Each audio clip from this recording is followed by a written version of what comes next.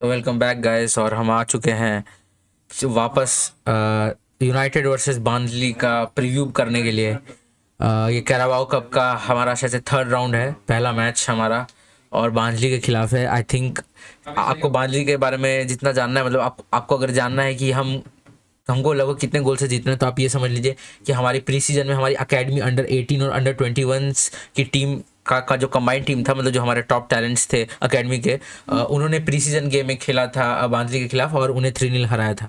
तो आप समझ सकते हैं कि अब वो प्री सीजन भी था इसलिए भी, पर बांसली एक आसान मैच होना चाहिए यूनाइटेड के लिए। पर यूनाइटेड का यही काम है कि वो हर आसान मैच को हार्ड बना देना। तो इसीलिए आज हम उसके बारे में ही बात करेंगे, प्रीव्यू करेंगे कि क्या लाइनअप हो सकती है। पहले शुरुआत करेंगे कि साउथहैम्पटन का रिजल्ट अभी कुछ दिनों बाद, उसके बारे में हमें कैसा लग रहा है, फिर टीम न्यूज़ के बारे में, फिर हम लोग लाइनअप प्रिडिक्ट करेंगे और उसके बाद हम अपना एंड करेंगे और थोड़ा बहुत इधर उधर की बातें कर सकते हैं तो कर सकते हैं। तो ये वो मेरा तो एम रहा ही है कि सब वीडियो को शॉर्ट करना, 20 मिनट्स मैक्सिमम होना चाहिए और मिनिमम 15 to 17 मिनट्स, तो वही रखने की कोशिश है। तो ये कि साउथहैम्पटन से हमने 3-0 जीता मैच साउथहैम्पटन से। तो वो काफ़ी कन्विंसिंग परफॉर्मेंस थी। जो एक दो डाउट्स थे, जो कॉन्फिडेंट नहीं लग रहे थे प्लेयर्स, जैसे कि जग्जी और रैशफोर्ड, वैसे प्लेयर्स को गोल मिला। और अंडर उनाना का भी जो पहला 2 मैच उतना अच्छा नहीं गया, उन्होंने लगभग 5 शॉट अगर उनके तरफ आए थे तो उनमें से 3 उन्होंने गोल जाने दिया था। इस टाइप का उनका कन्वर्जन रेट था, जो कि काफ़ी बुरा है एज अ यूनाइटेड कीपर। और तो उन्होंने भी सेव किया, एक पेनल्टी से बचाया, जिसके बाद एक्चुअली मैच टर्न अराउंड हुआ। तो और हम भी थोड़ा मतलब पूरा चढ़ चढ़ के खेलने लगे। तो वो एक था, अच्छा हुआ कि उनाना, डिलीट और रैशफोर्ड, और साथ में गार्नाचो का भी गोल था। और फिर डालो का भी फर्स्ट हाफ बहुत स्लॉपी था, पर सेकंड हाफ जब माजारोई को सब्स्टिट्यूट किया गया तो डालो फिर अपने नेचुरल पोजीशन राइट बैक पे आ गए थे और वहीं से उन्होंने गार्नाचो को असिस्ट दिया और गार्नाचो ने भी ब्रिलियंट गोल किया। उनका जो मूवमेंट था उस गोल में कि पहले डिफेंडर को सीधा जाके जो जो सेंट्रल डिफेंडर थे उनके साथ, उनको एक मतलब उनको ऐसा फेक किया कि मैं उधर जा रहा हूँ, फिर वो टर्न लेके पास गए नियर पोस्ट पे और फिर नियर पोस्ट का फिनिश था। तो दैट शोज दैट जैसे रूड वैन निस्telrooy जैसे जो कोचेस आपने लाए हैं, तो वो ऐसा इनपुट दे रहे हैं कि हमें ये नई नई चीज़ें दिख रही हैं इन यंग प्लेयर्स में। तो ये एक अच्छी चीज़ है। और तो ज़्यादा कुछ था नहीं, वही स्टीवेंस का रेड कार्ड था, तो वो तो मेरे ख्याल से उतना कुछ था नहीं, क्योंकि तब तक हम 2-0 के काफ़ी वो लीड में थे, काफ़ी अच्छे लीड में थे। और सेकंड हाफ में, फर्स्ट हाफ के 20 मिनट्स में साउथहैम्पटन ने भी, जब तक उनका पेनल्टी सेव हुआ था तब तक दे वर वेरी गुड। उनका राइट हैंड साइड से जो हमारा लेफ्ट बैक, मतलब अभी तो डालो थे लेफ्ट बैक, तो ऑफ कोर्स वो अपने नेशनल पोजीशन में नहीं है, पर वो वहाँ खेल चुके हैं। पर फिर भी उनका जो राइट विंग या राइट मिडफील्ड प्लेयर बोलेंगे, डिबलिंग था, उसने, वो भी शायद से रुकी था, उसका भी पहला ही फुल डेब्यू मैच था, तो उसने काफ़ी प्रॉब्लम्स दिए, उसी ने पेनल्टी जीता। तो और फिर कोबी मेनू का भी फर्स्ट हाफ काफ़ी ख़राब था, पर वो मैं अपने रिव्यू में ये सब चीज़ें कवर कर चुका हूँ। तो ये कि ऑल ओवर बॉल काफ़ी अच्छी परफॉर्मेंस थी। हमें देखने मिला कि एक जो नई चीज़ हमें देखने मिली कि हम जो विंग अपने लेफ्ट बैक और राइट बैक को जो ओवरलैप करवाते थे, इस बार हमने उन्हें इन्वर्टेड करके खिलाया कि वो डिफेंस में हमें एक एक्स्ट्रा मैन मिले, क्योंकि इस बार कोई सीडीएम, मतलब परफेक्ट सीडीएम नहीं खेल रहा था। वो जो क्रिश्चियन एरिक्सन और कोबी मेनू का डबल पिवट था, दोनों ही लगभग, क्रिश्चियन एरिक्सन तो नंबर 10 है, पर नंबर 8 और कोबी मेनू भी नंबर 8 से ऑपरेट कर रहे थे, और बस वो थोड़ा बहुत रिसीव और पासिंग के लिए एक कनेक्टर थे। और कोबी मेनू फिर सेकंड हाफ में उन्हें थोड़ा अप द फील्ड खिलाया, क्योंकि उगारते आए, तो ही वॉज ब्रिलियंट। और तो कुछ बचा नहीं साउथहैम्पटन मैच के बारे में, तो हम आगे बढ़ते हैं। तो आगे बढ़ते हैं, तो हम टीम न्यूज़ के बारे में देखते हैं। तो अब इस टीम न्यूज़ को डिस्कस करने के लिए मैं थोड़ा वो आपको ट्विटर के थ्रू गो थ्रू कर देता हूँ कि क्या क्या चेंजेस हुए हैं अभी। तो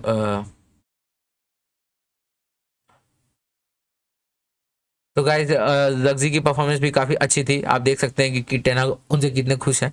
और हाँ, और आमाद हमारे एक स्टार बॉय हैं, means he is the real deal, क्योंकि उन्होंने जिस तरीके से अपनी जगह छीनी है इस टीम में, इट इज़ प्रीटी इम्प्रेसिव। मैं उन्हें रेंजर्स मतलब काफ़ी कम लोग थे जो उनके ऊपर भरोसा दिखाते थे, पर क्योंकि मैं अकेडमी और यंग प्लेयर्स के लिए मेरे पास एक खास जगह होती है, और स्पेशली जब आप इतने अर्ली स्टेज पे ही आप उन्हें अटलांटा से ले लिए थे जब वो बहुत अर्ली एज पे थे, फिर उन्हें रेंजर्स पे जाना, वो लोन स्पेल काफ़ी उतना उन्हें चांसेस नहीं मिले, पर जो चांस मिले थे उसमें भी उन्होंने दिखाया था कि वो क्या कर सकते हैं। His power of the left but उन्होंने काफ़ी मैचेस में दिखाया था, और फिर सुंदरलैंड में जाके तो उन्होंने एकदम फाड़ी दिया।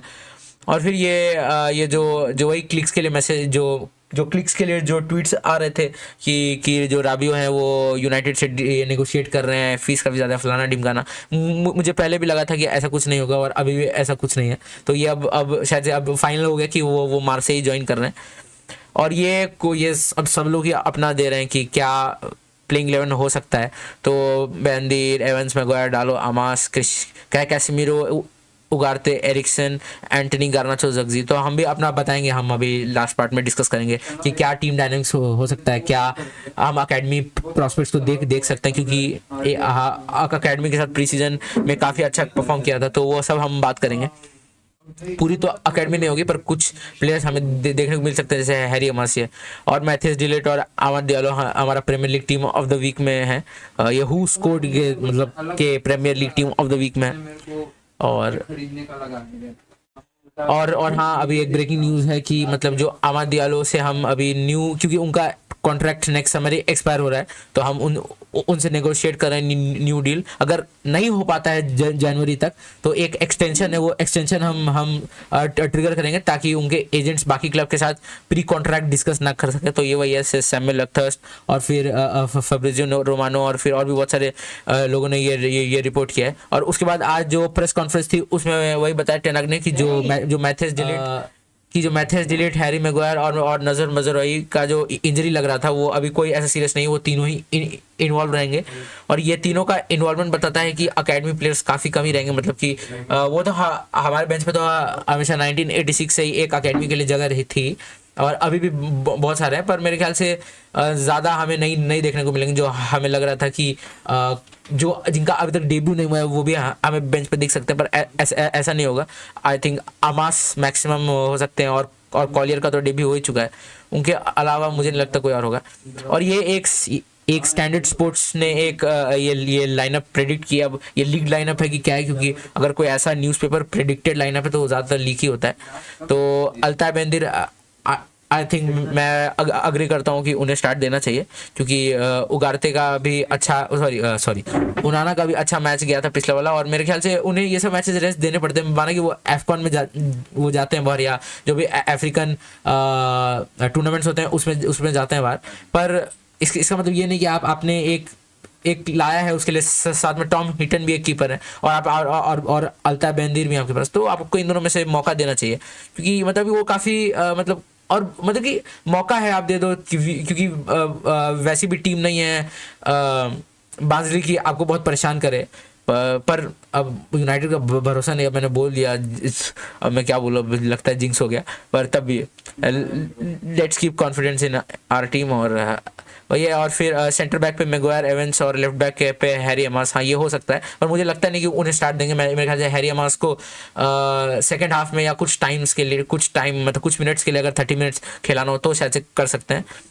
नहीं तो डालो के साथ मेरे ख्याल से बैक 3 में भी जा सकते हैं, कि एवेंस के साथ मार्टिनेज, पर उन्हें स्टार्ट नहीं देना चाहिए। तो मैं डिस्कस करूंगा ये सब, अभी ये देख लेते बस। कैसेमीरो, उगारते, कॉलियर, एंटनी, जग्जी, गार्नाचो, ये एक प्रेडिक्टेड है। तो हाँ, तो हम लोग गाइस, तो अब हम अपना देख लेते हैं कि हमारा जो मैं प्रेडिक्ट कर सकता हूँ लाइनअप, या जो मेरी अंडरस्टैंडिंग है कि टीम कैसा हो सकती है, वो क्या होगा।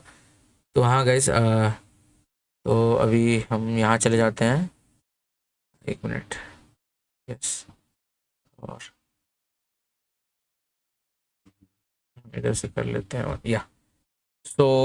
तो ये हमारा टेक्निकल बोर्ड है। तो इसमें अगर हम देखें तो सीधा स्वैप बनता है अल्ताई बेंदिर का उनाना के साथ, या फिर टॉम हीटन पिछले साल आई थिंक कुछ EFL मैचेस या क्या FA कप मैचेस खेले थे, पर तब शायद से अल्ताई बेंदिर इंजर्ड थे, तो अब उन्हें लगता है, मेरे ख्याल से हमें फुल डेब्यू देना चाहिए। और साथ में हम इसे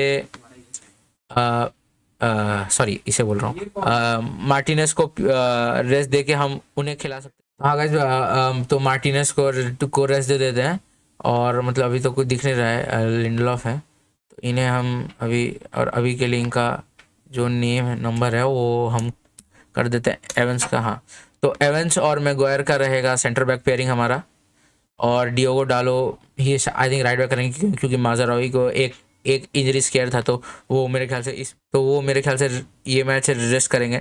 और लेफ्ट बैक पे एक इशू है हमारा कि हम किसे देखें मेरे ख्याल से हमें। तो हाँ गाइस, तो लेफ्ट बैक हमारा एक इशू है, किसको स्टार्ट दे, क्योंकि डियोगो डालो स्टार्ट कर रहे थे, पर अब कोई लेफ्ट बैक बचा नहीं, क्योंकि माजरावी को तो रेस्ट देना ही है। तो हम शायद से मार्टिनेस को स्टार्ट करते हुए देखें शायद, पर अगर उन्हें रिस्क नहीं करना है तो हमें मेरे ख्याल से शुरुआत से ही हम अच्छा, इधर क्रिश्चियन एरिक्सन का नंबर था ही, सॉरी क्या नाम है इनका, सॉरी जॉनी एवंस का नंबर था ही, तो इसे हम 41 कर देते हैं, जो कि है हैरी अमास का नंबर। तो हैरी अमास को हम स्टार्ट करते हुए देख सकते हैं, क्योंकि प्रीसीजन में भी उन्होंने काफ़ी गेम स्टार्ट किए थे।